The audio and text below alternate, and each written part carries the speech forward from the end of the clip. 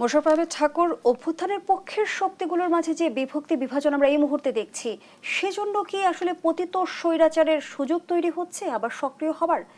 আওয়ামী লীগের ঝটিকা মিছিল আসলে কি বার্তা দেয়?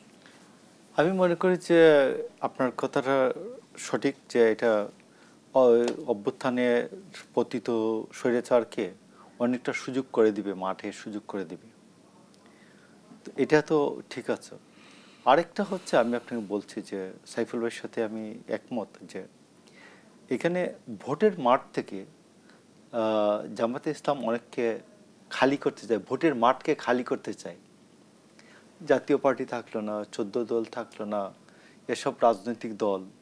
তো একটা হচ্ছে আওয়ামী লীগ হচ্ছে তারা গণহত্যা করেছে, আর গণহত্যার সময় অন্যরা চুপ ছিল। একই অপরাধ তো না, অপরাধটা একরকম না। তো সেই ক্ষেত্রে যদি এই চুপ থাকার কারণে, অমিশনের কারণেও বিচার হতে পারে, তো এটা বিচারিক প্রক্রিয়ার মধ্য দিয়ে যেতে হবে। আর যদি উদ্দেশ্য খারাপ উদ্দেশ্যে, যদি আপনি তো জানেন যে যে একটা মুসলমানদের একটা হাদিস আছে, সকল কার্যকলাপের ফলাফল নিয়তের উপর নির্ভরশীল, ইন্নামাল আমালু বিন্নিয়াত। তো এই নিয়তটা যদি খারাপ হয়, তো সেইখানে এদের উদ্দেশ্যটা খারাপ, যে এখানে তারা ভোটের মাঠ থেকে সবাইকে খালি করে ফেলতে চায়।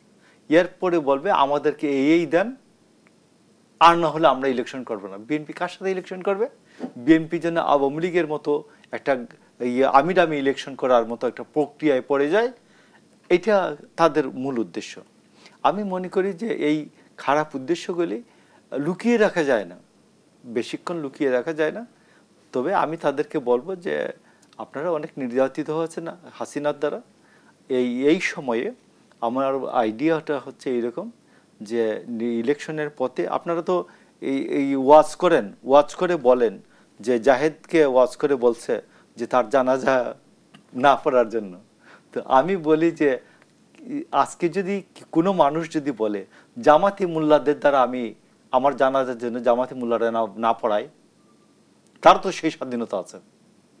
আপনি যেমন জামাতের লোকজনদের বলতেছেন যে জাহিদ আপনার দলের বিরুদ্ধে বলেছে, তো আপনি রাজনৈতিক দল না আপনি ধর্মীয় দল? আপনি তো দুটোকে এক করে ফেলতেছেন। তো এই জন্য আমি আপনাকে বলছি যে জামাতকে বলবো যে আপনারা বিষয়গুলো পুনর্বিবেচনা করুন। আপনার একটা সামাজিক আন্দোলন, ধর্মীয় সামাজিক আন্দোলন, না একটি রাজনৈতিক দল?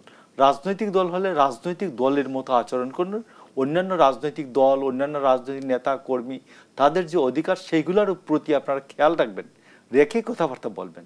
আর না হলে মানুষ অন্যভাবে উত্তর দিতে বাধ্য হবে।